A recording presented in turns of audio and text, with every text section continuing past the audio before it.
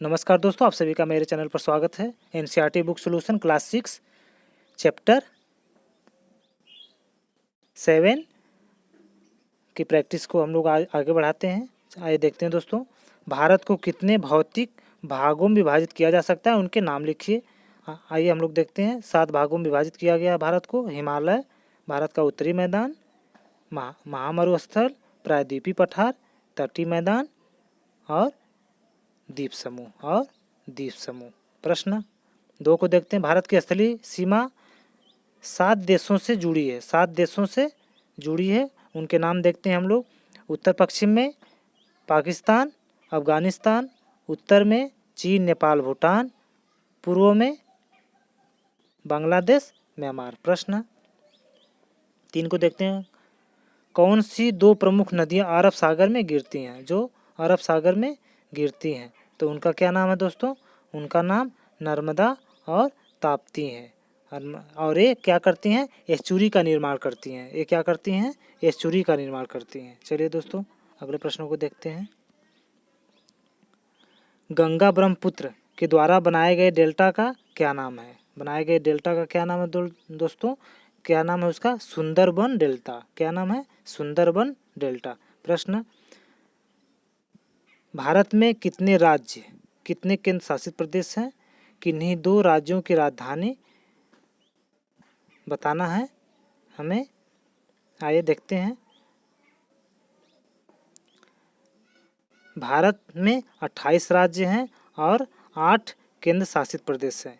8 केंद्र शासित प्रदेश हैं। एनसीईआरटी प्राचीन वाली है दोस्तों, तो इसमें 7 दिखा रहा है, लेकिन 8 केंद्र शासित प्रदेश है। पंजाब और हरियाणा की राजधानी चंडीगढ़ है। पंजाब और हरियाणा का राजधानी चंडीगढ़ है।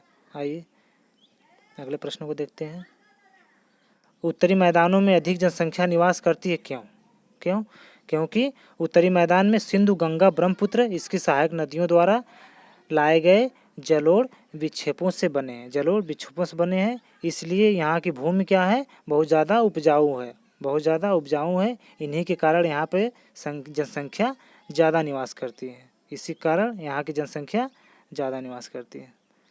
लक्षद्वीप को प्रवाल द्वीप क्यों कहा जाता है? प्रवाल द्वीप क्यों कहा जाता है दोस्तों? द्वीप समूह छोटे समुद्री जंतुओं के कंकाल पर बना है, जिससे हम लोग फालिप कहा जाता है। ये सिलेंट्रेटा संघ का एक जंतु होता है, उसी से ये प्रवाल बनते हैं। प्रश्न को देखते हैं दोस्तों। हिमालय के सबसे दक्षिणी भाग को क्या कहा जाता है? क्या कहा जाता है? शिवालिक। क्या कहा जाता है? शिवालिक। प्रश्न सह्याद्री को अन्य नाम से भी जाना जाता है, उसका क्या नाम है दोस्तों? उसका क्या नाम है? पश्चिमी घाट। उसका क्या नाम है? पश्चिमी घाट। प्रश्न पाक जल संधि किन 2 देशों के बीच स्थित है? प्रश्न 30 भारत और श्रीलंका। प्रश्न अरब सागर में स्थित भारतीय द्वीप कौन सा है? लक्षद्वीप समूह। प्रश्न भारत की सबसे पुरानी पर्वत श्रृंखला कौन सी है? बताएंगे दोस्तों आप लोग। अरावली। क्या है? अरावली। प्रश्न खाली स्थान भरना है, देखते हैं हम लोग। भारत का क्षेत्रफल लगभग कितना है दोस्तों?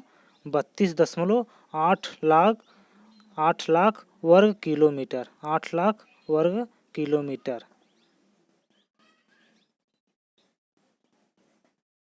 आगे देखते हैं दोस्तों। महान हिमालय को क्या कहा जाता है?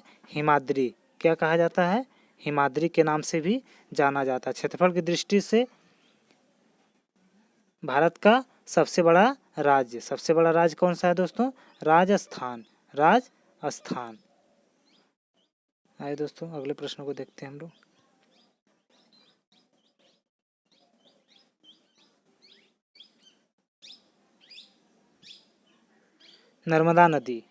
नर्मदा नदी कहाँ गिरती है? अरब सागर में। नर्मदा और ताप्ती कहाँ गिरती हैं? अरब सागर में, जो एस्चुरी का निर्माण करती हैं। प्रश्न 5 को देखते हैं हम लोग दोस्तों। भारत के लगभग मध्य से कौन सी अक्षांश गुजरती है? तो क्या है? कर्क रेखा। क्या है? कर्क रेखा। कर्क रेखा क्या है? 23.5 अंश नॉर्थ, 23.5 अंश उत्तरी अक्षांश को हम लोग क्या कहते हैं? कर्क रेखा कहते हैं। आइए दोस्तों, अब इसके बाद अब हम लोग प्रैक्टिस करने वाले हैं। आप सभी भी प्रैक्टिस करिएगा।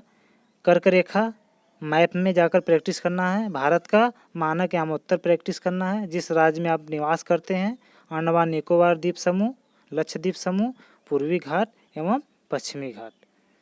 थोड़ा सा हम लोग दोस्तों मैप भी देख लेते हैं। ये देखिए हम लोगों की कर्क रेखा। ये क्या है? कर्क रेखा 23.5 अंश उत्तरी अक्षांश को कर्क रेखा कहते हैं। ये भारत का मानक समय है 82.5 अंश ईस्ट, 82.5 अंश ईस्ट, और ये कर्क रेखा है। दोस्तों वीडियो अच्छे लगे तो लाइक, सब्सक्राइब, शेयर करिएगा। आप सभी का धन्यवाद।